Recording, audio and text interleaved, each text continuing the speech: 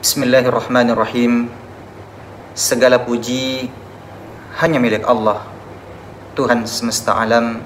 Salawat dan salam semoga tercurah kepada Nabi Muhammad sallallahu alaihi wasallam, keluarga, sahabat, dan seluruh pengikutnya yang istiqomah di jalan kebenaran.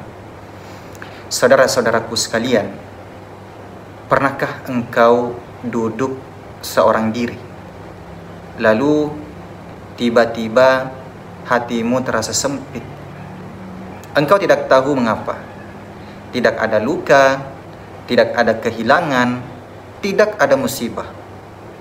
Namun dadamu sesak, pikiranmu kacau, dan jiwamu terasa gundah. Tahukah engkau mengapa? Itu adalah luka yang disebabkan oleh dosa. Dan sayangnya, ia sering tak terlihat.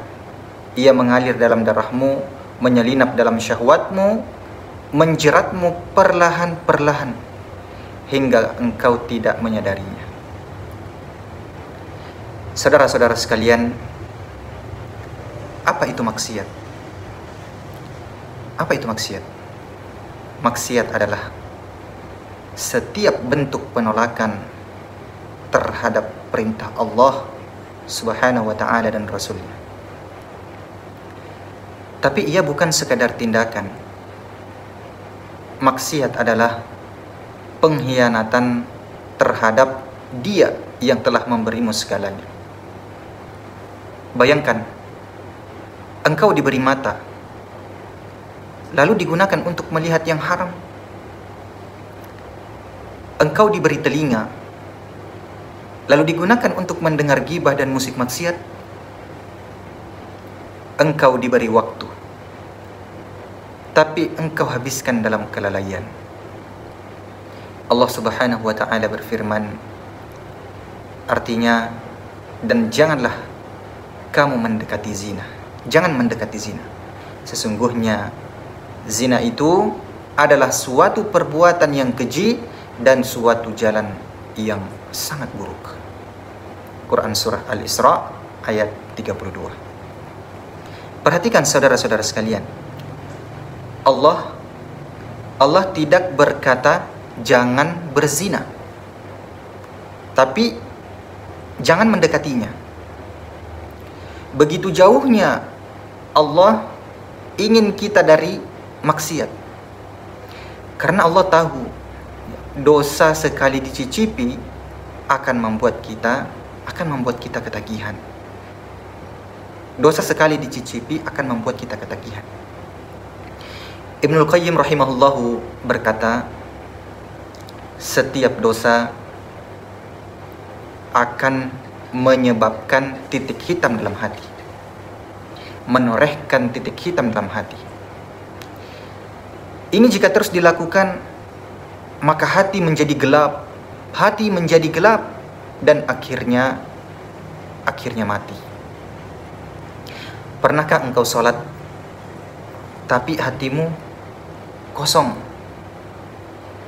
Pernahkah engkau membaca Quran tapi tak ada getaran? Pernahkah engkau mendengar nasihat tapi nasihat itu terasa hambar? Hati-hati, itu adalah tanda bahwa hatimu mulai tertutup. Bukan karena engkau bodoh, bukan karena engkau jahat, tapi karena dosa yang terus dilakukan tanpa taubat. Allah Subhanahu wa ta'ala berfirman, sekali-kali tidak. Bahkan apa yang mereka kerjakan itu telah menutupi hati mereka. Quran Surah Al-Mutaffifin ayat 14. Saudara-saudara sekalian yang dimuliakan oleh Allah Subhanahu wa ta'ala,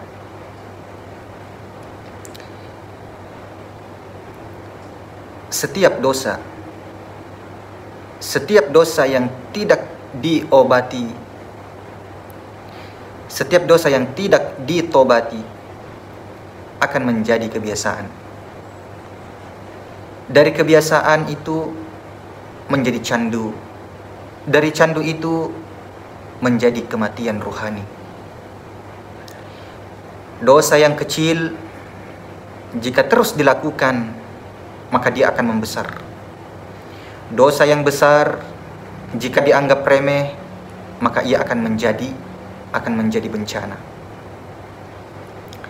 Pernahkah engkau dengar kisah iblis? Dia tidak mencuri. Dia juga tidak membunuh. Dia hanya menolak satu perintah Allah, sujud kepada Adam. Satu maksiat membuatnya terusir dari rahmat Allah selama-lamanya. Lalu bagaimana dengan kita? Bagaimana dengan kita yang dosanya, na'udzubillah, dosanya tak terhitung? Saudara-saudara sekalian yang dimuliakan oleh Allah Subhanahu wa ta'ala, maksiat merampas banyak hal dalam dirimu. Ia menghilangkan ketenangan. Itu yang pertama. Kemudian ia menutup pintu rezeki. Ia menjauhkan kita dari orang-orang yang soleh. Ia membuat hati kita keras. Imam Syafi'i pernah mengadu kepada gurunya, Waki', karena sulit menghafal. Apa kata gurunya? Tinggalkan maksiat.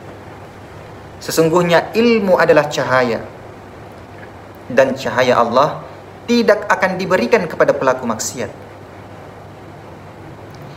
Bayangkan saudara-saudara sekalian, bahkan hafalan Quran bisa hilang karena maksiat. Lalu bagaimana dengan kita yang hafalan pun belum ada? Saudara-saudara sekalian yang dimuliakan Allah Azza wa Jalla,